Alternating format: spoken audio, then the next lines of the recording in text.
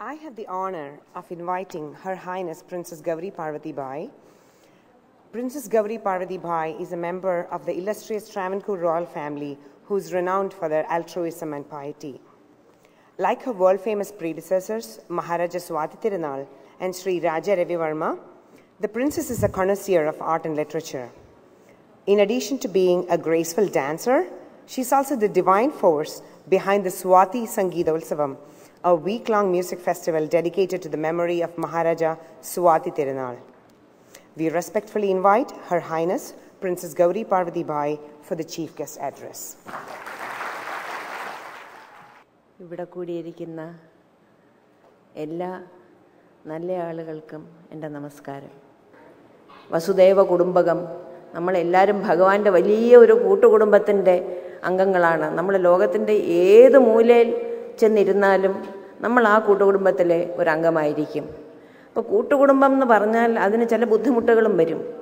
Lack of privacy, ചിലപ്പോൾ നമ്മൾ എല്ലാവരുടെ കൂടെയും ചേർന്ന് പോകണമെന്നില്ല. എന്നാലും വലിയൊരു കുട പോലെ നമുക്കൊരു രക്ഷയായിട്ട് ആ കൂട്ടുകുടുംബം നിൽക്കും. ഞാൻ കൂട്ടുകുടുംബത്തിലെ ഒരംഗമാണ്.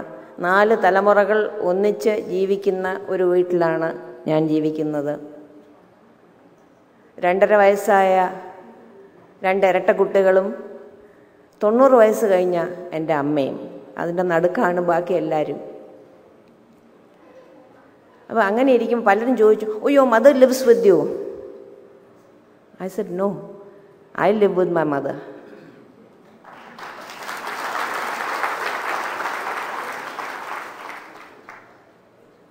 നിങ്ങളെന്നും നിങ്ങൾ ജനിച്ച മണ്ണിനെ ഓർമ്മിക്കുക. നിങ്ങൾ ഹിന്ദുക്കളാണ്. എന്താണ് ഈ ഹിന്ദു? ഈ ഹിന്ദു എന്നുള്ള വാക്ക് ആദ്യം വന്നത് തന്നെ, ഹിന്ദുധർമ്മം ആരാണ് സ്ഥാപിച്ചത് ആർക്കും അറിഞ്ഞുകൂടാ. ബാക്കി ഓരോ മതങ്ങൾക്കും അത് സ്ഥാപിച്ച ഒരാളുടെ പേരുണ്ട്, നമുക്ക് പേരില്ല. അതിങ്ങനെ തന്നെത്താനെ ഉണ്ടായി.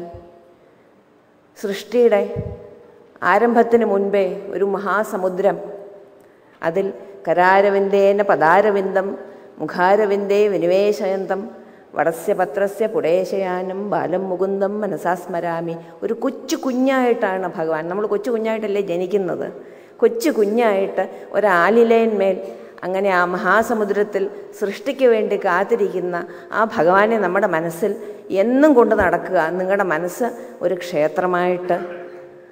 അങ്ങനെ തന്നെ ഈ 2 കൊല്ലത്തിൽ ഒരിക്കൽ നമ്മൾ ഹിന്ദുവാണെന്ന് ഓർമ്മിക്കുക. അല്ലാതെ be proud to be a Hindu every day, every moment of your life.